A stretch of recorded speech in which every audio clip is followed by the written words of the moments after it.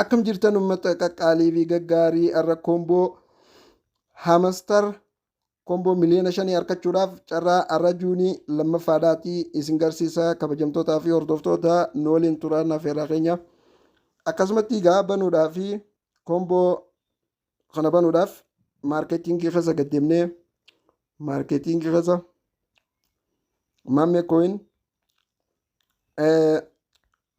anoo kanatti qabannu ta'a.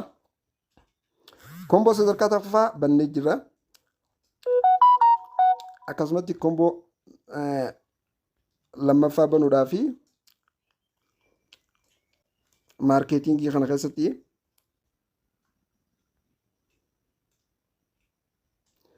DOA isa kana banna ka sakandii kana banna jechuudha. Egaa kana bannee booda